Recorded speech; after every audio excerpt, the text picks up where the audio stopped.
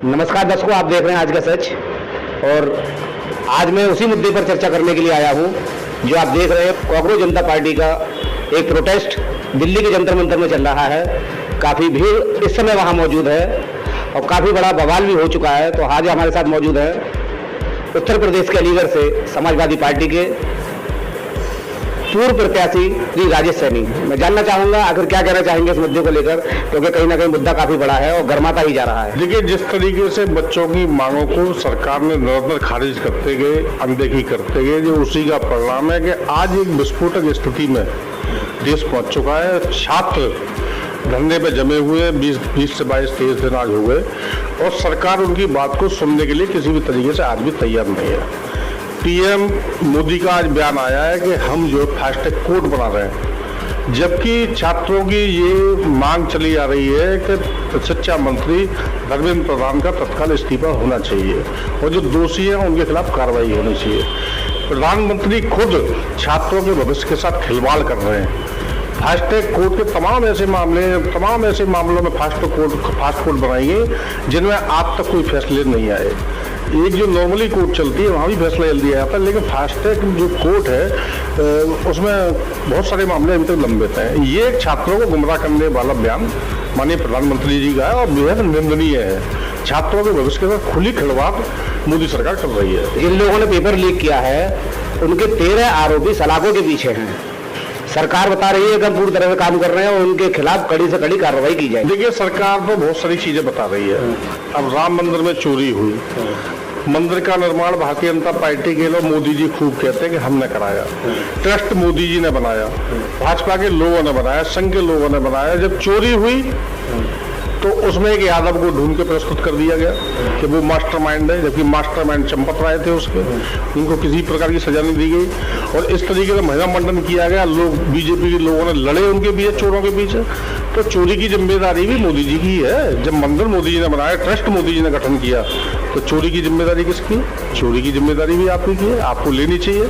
तो सरकार केवल गुमराह कर रही है, छात्रों के भविष्य को बर्बाद करने का काम कर रही है। प्रोटेस्ट जो हो रहा है, आप देख रहे हैं कि जगह जगह से इस तरह की घटनाएं और इस तरह की वीडियो आ रही है जिससे भारत की छवि पूरे दुनिया भर में बदनाम हो रही है। ऐसा आखिर क्यों नौबत आ गई? जब शांतिपूर्ण प्रदर्शन चल रहा था, कॉकरोच जनता पार्टी बैठी हुई थी धरने प्रदर्शन पर, आखिर 20वें और 21वें दिन में ऐसा क्या हुआ कि इतनी भीड़ अचानक वहां पहुंच गई और इस तरह से उग्र हो गई? भीड़ कब तक कोई बर्दाश्त करेगा? आप अभी मेरा इंतजार कर रहे थे, मैं नहीं था। अगर सही समय से आ गया तो सही बात हो रही है। अगर मानिए मैं आपको इंतजार कराता रहता तो आपको आगे कब तक आक्रोश नहीं आता? आपकी बात मैं ना सुनूं तो आक्रोश तो आना स्वाभाविक है। और ये बच्चे हैं, बच्चे कब तक सहन करेंगे? बच्चे क्यों सहन करेंगे? क्या वो इस देश के नागरिक नहीं है? जिस तरीके से पुलिस ने उनके साथ बर्बरता की है, बेटियों के कपड़े फाड़े, उनको नग्न कर दिया है, ये भारत के लिए बहुत बड़े शर्म की बात है। इतिहास में कभी ऐसा नहीं हुआ कि बहन बेटियों के साथ आंदोलन अगर शांतिपूर्ण तरीके से कर रहे हैं उनके साथ ऐसा व्यवहार किया है। पुलिस की लाठी चोगे लगा करके लोग लेके आए, पुलिस के लोग, और उसमें कुछ ऐसे भी हैं जो पुलिस के लोग नहीं है, प्राइवेट लोग हैं और पुलिस के साथ वो काम कर रहे हैं। तो ये सरकार जो है दमन करना चाह रही है। सरकार बांट रही है, लोगों को बांटने का काम कर रही है, समाज को बांट रही है कि ये पिछड़े, ये दलित है। ऐसा नहीं है, वहाँ सभी हैं लोग, हर वर्ग के लोग हैं, हर जाति धर्म के लोग हैं जो शिक्षा का महत्व समझते हैं, जो संविधान को समझते हैं। वो लोग आज देश को बचाने की लड़ाई लड़ रहे हैं। ये क्रांतिकारी हैं, देश की दूसरी आज़ादी की लड़ाई है जो आज छात्र लड़ रहा है। हम लोगों को सबको उसमें शामिल होना चाहिए। समाजवादी पार्टी पूरे तरीके से उनके साथ दे रही है। डिम्पल यादव जी ने किस तरीके से बच्चों को प्यार दिया, उनकी समस्याओं को समझा, उनकी तकलीफ को समझा। तो मैं तो कहूँगा मोदी जी को भी मत जाना चाहिए। क्या मोदी जी के बच्चे नहीं है वो? भारतीय जनता पार्टी के हर आदमी को मत जाना चाहिए, इनको शामिल होना चाहिए। अगर ये देशभक्त अपने आप को कहते हैं, इनको भी उस ट्रस्ट में आकर शामिल होना चाहिए। वो बच्चे किसी पार्टी की लड़ाई नहीं लड़ रहे हैं, वो ना भाजपा के, ना कांग्रेस के, ना समाजवादी के, ना लोकदल के, किसी के नहीं है। वो इस देश के बच्चे, हम सबके बच्चे हैं और वो अपने अधिकार की मांग कर रहे हैं। तो ऐसा भी देखा जा रहा है कि उस मुद्दे को भटकाया जा रहा है। इस तरह के नारे लगाए जा रहे हैं कि नाम रहेगा अल्लाह का, बस नाम रहेगा अल्लाह का।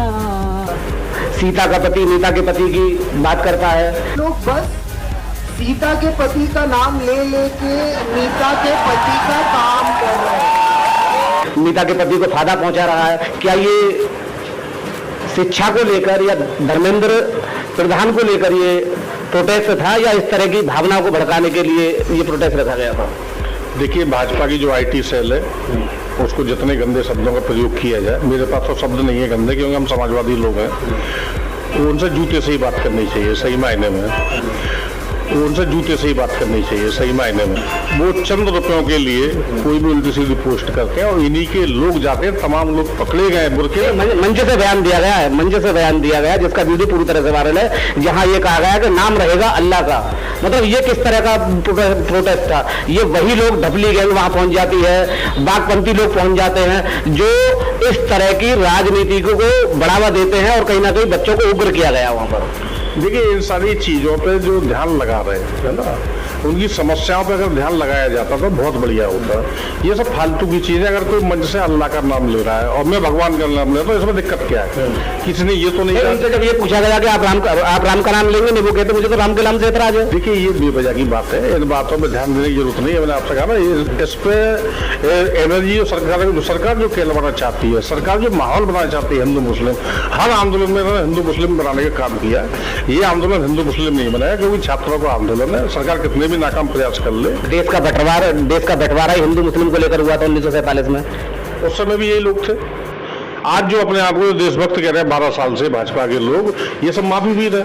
ये इन्होंने माफी मांगी, लिख लिख के माफी मांगी। इन लोगों को पेंशन मिला करती थी, जो इनको जो वीर बताते हैं उन वीर साहब को पेंशन देती थी अंग्रेजी को हुकूमत। तो तमाम इनके इतिहास हैं, ये तो अंग्रेजों के मुखबिर थे। ये आज अपने आप को देशभक्त बता रहे हैं। आज भी इंडिया गेट पे जाकर के देखिए, देश की जो आज़ादी की लड़ाई हुई, जो संग्राम छिड़ा, उसमें मुसलमानों की बड़ी संख्या में नाम लिखे हुए हैं। तो क्या आप लोगों को गद्दार कह देंगे? नहीं, आप जिनको छात्री बताया जा रहा है, वो छात्रों में 12-12 साल की लड़कियां, 15-15 साल की लड़कियां भारत के प्रधानमंत्री को इस तरह से गालियां दे रही हैं, मोदी तेरी, मतलब वो जो शब्द बोले भी नहीं जा सकते, काफी वीडियो इस तरह से वायरल है। तो ये शिक्षा है, ये कैसी शिक्षा दी जा रही है, कैसी संस्कृति है ये? तो उसके बारे में कुछ कहेंगे? अगर 12 साल का बच्चा कोई मोदी जी को गाली दे रहा है ना, तो गाली देना भी सरकार ने सिखाया है ना। सब बच्चे इंटरनेट पे सारी चीज़ें देख रहे हैं। इनकी IT सेल सबको गाली बकती है, माँ बहनों को नंगा कर देती है। अभी डिम्पल जी उस बच्चे को जो बेहोश हो गया था, उससे झुक के बात कर रही है, तो उस तस्वीर को भी भाजपा की IT सेल ने बदतमीजी के साथ पेश किया। बदतमीजी के साथ जो पेश किया वो बिल्कुल गलत है। लेकिन जो डिम्पल यादव जी ने जो भी किया है बच्चे के साथ में, उसकी सराहना की जाएगी। एक माँ की तरह एक बच्चे का जो ख्याल रखा है, उसके लिए हम भी कहेंगे कि हाँ, उन्होंने बिल्कुल सही किया है और ऐसा होना चाहिए। चंद्रशेखर रावत वो कहते हैं कि बच्चों को भड़का करके आप खड़े रहिए, पहली लाठी मेरी पड़ेगी, लेकिन वो गायब हो जाते हैं। अपनी जगह में छोड़ना, एक लाठी लगने दूंगा। लाठी अगर चला दी किसने, तो आमना सामना होगा, पहले मेरा उनसे। अरविंद केजरीवाल गायब हो जाते हैं। जब लाठी पड़ने का समय था, कोई नहीं दिखा वहां पर बड़ा नेता, सब भाग गए थे। किसी के लाठी पड़ने का कोई वीडियो आपने देखा? देखिए, ये व्यवस्था है, आप बता रहे हैं। लड़ाई रोड सड़क पे भी लड़ रही है, लड़ाई संसद में भी लड़ रही है। संसद के लोग संसद में भी लड़ाई लड़ रहे हैं। संसद को खाली छोड़ देंगे तो ये आवारा हो जाएंगे भाजपा के लोग, पहले से ही आवारा है और आवारा हो जाएंगे। संसद खाली छोड़ दी, संसद की लड़ाई संसद में हो रही है। प्रधानमंत्री आवास का घेराव किया तो माननीय अखिलेश यादव जी थे सबसे पहले, राहुल गांधी जी थे, तमाम सांसद थे। ऐसा नहीं है, पुलिस अगर लाठी भी मारती तो लाठी भी खाते, उनको गिरफ्तारी की गई, उनको लाठी के टाइम पर गायब हो जाते हैं लोग। गलत बात कर रहे हैं आप। लाठी के टाइम पे गायब कहाँ हुए? जब उनकी गिरफ्तारी हुई तो उनको घसीटा गया, अखिलेश यादव को, राहुल गांधी को घसीटा गया और लोगों को घसीटा गया, उनकी सुरक्षा को तितर-बितर कर दिया। अच्छा, एक बात बताइए, धरना प्रदर्शन के लिए एक जगह निर्धारित है, जंतर मंतर। क्या प्रधानमंत्री के आवास के सामने धरना प्रदर्शन करेंगे तो क्या होगा? राहुल गांधी ने अपने आप को मीडिया के सामने आने के लिए, और राहुल गांधी प्रधानमंत्री के गेट पर जाकर धरना प्रदर्शन करते हैं, वहां लेट जाते हैं। क्या ये कहीं तक सही था? ये आंदोलन जो हुआ, आप जो कह रहे हैं कि प्रधानमंत्री आवास क्यों नहीं होना चाहिए? प्रधानमंत्री आवास किसी के बाप का थोड़ी, सिक्योरिटी के एरिया से आप देखा जाए। क्या मतलब है? आपको अपने देश के लोगों की बात नहीं सुननी? आप बात नहीं सुनेंगे, आप बात नहीं सुनेंगे तो लोग आपके घर नहीं जाएंगे। क्यों नहीं जाएंगे? आप सदन में सुनेंगे नहीं, सड़क पर सुनेंगे नहीं, तो लोग क्यों नहीं जाएंगे? घर के बाहर नहीं, अब घर के अंदर भी आंदोलन करने का जनता को पूरा अधिकार है। प्रधानमंत्री का जो घर है ना, वो आपका भी है, मेरा भी है, वो किसी एक व्यक्ति का नहीं है। प्रधानमंत्री ने अपने पैसे से नहीं बनाया किसी ने, वो पब्लिक प्रॉपर्टी है। पब्लिक प्रॉपर्टी में हर व्यक्ति को जाने का राइट है। जब राइट है, अगर कोई बात नहीं सुनना, प्रधानमंत्री देश के प्रधानमंत्री ना कि भारतीय जनता पार्टी के प्रधानमंत्री हैं, उनको छात्रों की बात सुननी चाहिए थी। सदन में भी नहीं सुन रहे हैं, सड़क पे भी नहीं सुन रहे हैं, तो वो घर बताने गए थे, क्या बुराई है घर जाने में? कोई लाठी डंडे लेके गया था, कोई असली लेके तो नहीं गए थे ना सांसद। अच्छा, वहाँ पर जो प्रोटेस्ट जो हो रहा है, वहाँ केवल छात्र ही है या छात्रों के अलावा काफी और भी लोग मौजूद हैं जो वहाँ की शांति भंग कर रहे हैं? कोई शांति भंग नहीं हो रही। शांति तरीके से वो लोग आंदोलन कर रहे हैं, शांति भंग नहीं कर रहे। शांति भंग सरकार करा रही है। सरकार पुलिस के दम पर, लाठी के दम पर उनको दमन करना चाहती है, हिंदू मुसलमान बांटने का पूरा प्रयास कर रही है। काफी गाड़ियों में तोड़फोड़ की गई है। 128 पुलिसकर्मी घायल है, जिनके किसी का हाथ टूटा है, किसी का पैर टूटा है, किसी की वर्दी फाड़ दी गई है। ये शांति प्रिय है? खबर तो ये भी आ रही है, बहुत सारे दर्जनों छात्र गायब हैं, जिनका डाटा भी सरकार ने पेश नहीं किया है। वो बच्ची मारी गई, आप उस पर क्यों नहीं पूछ रहे? बच्ची मारी गई, उस पर आपको पूछना चाहिए। एक बच्ची भी उसमें मारी गई है, वो किसने मारी है? वो पुलिस ने मारी है ना, भाजपा के गुंडों ने मारी है, भाजपा की पुलिस ने मारी है, मोदी जी की पुलिस ने मारी है। आप इस पर क्यों नहीं बात कर रहे हैं? वही देखिए, लड़की के साथ जो घटना घटित हुई है, उसके लिए पूरा देश इस समय एकजुट है। पूरा किसी भारतीय जनता पार्टी के किसी एक नेता ने अफसोस जाहिर नहीं किया कि वो बच्ची मारी गई है। वो सरकार की जिम्मेदारी है, लाइबिलिटी है। और इतने 20 बच्चे पहले जिन्होंने सुसाइड कर लिया, क्या उनको कोई कंपनसेशन दिया? क्या उनकी बात सुनी? कोई भाजपा का कोई मंत्री उनके यहाँ गया? इनको शर्म नहीं आती, इनको शर्म आनी चाहिए। ये दोगलेपने की जो राजनीति कर रहे हैं, अब ये जनता, देश की जनता जागरूक हो चुकी है, अब इनको खदेड़ने का काम करेगी। पूरा मन जनता ने बना लिया है। हर व्यक्ति ने, आप देखिए सोशल मीडिया पर कितने आर्मी के लोग, पुलिस के लोग, जिनके अंदर भावनाएं हैं, वो आज खुल करके समर्थन दे रहे हैं उस आंदोलन को। तो हम कैसे मान लें वो गलत है? अच्छा, अगर आपकी पार्टी आती है तो क्या इस तरह के पेपर लीक आपकी पार्टी में नहीं होंगे? पहले कभी नहीं हुए हमारे यहाँ। जब सरकार में पढ़े लिखे लोग बैठे होंगे, अनुभवी लोग बैठे होंगे, तो पेपर लीक होना तो दूर की बात है। सभी को न्याय समान मिलेगा, सभी को रोजगार भी मिलेगा। हमसे ज्यादा समाजवादी पार्टी से ज्यादा उत्तर प्रदेश में किसी को रोजगार नहीं दिए। सबसे ज्यादा सड़कें हमने बनाई, हाईवे बनाए, एम्बुलेंस हमने दी, 100 नंबर पुलिस हमने दी, बहुत तमाम चीजें अनगिनत विकास की, जो आज भी सरकार उनका फीता काट रही है। तो ये सरकार नाकाम है, बिल्कुल फेल है पूरे तरीके से। ये जन विरोधी है, युवा विरोधी, व्यापारी विरोधी, किसान विरोधी, छात्र विरोधी, महिला विरोधी, ये सबका विरोध सबके अंदर अब जो है ना समा गया। 12 साल से लोग झूठी बातें सुन रहे हैं, ये पेपर लीक देख रहे हैं, हर चीज नौकरी निकलेगी तो उस पर स्टे आ जाता है। ये सब क्या, इन्हीं के लोग बैठे हैं, ये आज जो कॉकरोच जनता पार्टी बनी है, ये माननीय उच्च न्यायालय की जो CJI है, उनके शब्द से ही तो बनी है। तो इसी मानसिकता के लोग बैठे हैं, सब RSS के लोग बैठे हैं। तो ये लड़ाई RSS और संविधान के रक्षकों की लड़ाई है।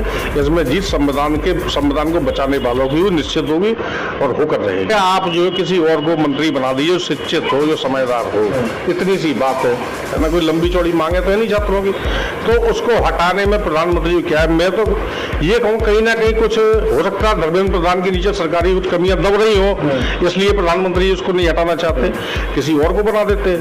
ऐसा थोड़ी ना कि धर्मेंद्र प्रधान ही शिक्षा मंत्रालय को चलाएंगे, वो कहेंगे BC तो रहे नहीं, ये बहुत बड़े शिक्षाविद हो, इस शिक्षाविद को शिक्षा मंत्री बनाना चाहिए, ये इतनी सी तो मांग कर रहे हैं वो। अब इस पर क्या बातचीत करेंगे? बातचीत इसी पे हो रही है। आप कह रहे हैं फास्ट ट्रैक कोर्ट बनाएंगे, तो आपकी मंशा साफ नहीं है, आप छात्रों को गुमराह करने, धोखा देने का काम कर रहे हैं। और छात्र पहले भी शांतिपूर्वक थे, आज भी शांतिपूर्वक है। उनको पुलिस के दम पे सरकार दबाना चाहती है, छात्र तो उसका मुकाबला कर रहे हैं, पिट रहे हैं, वो मार खा रहे हैं वहाँ। तो छात्र पूरे तरीके ठीक है, हमारा पूरा समर्थन है छात्रों को, और हम यही चाहेंगे कि छात्रों का, सभी को, भाजपा के लोगों को भी समर्थन करना चाहिए आपके माध्यम से, कि जनता को जंतर मंतर में चल रहे छात्रों के आंदोलन को खुलकर समर्थन देना चाहिए, तन मन से आगे आना चाहिए, वहाँ पहुँच करके बड़ी संख्या में भाग लेना चाहिए। सोई हुई सरकार को जगाने का काम हम सबको मिलकर करना है। इसी के साथ मैं अपनी बात को यही समाप्त करूँगा। जय हिंद, जय भारत। बने हमारे साथ, मैं हैप्पी राजा आज का सच।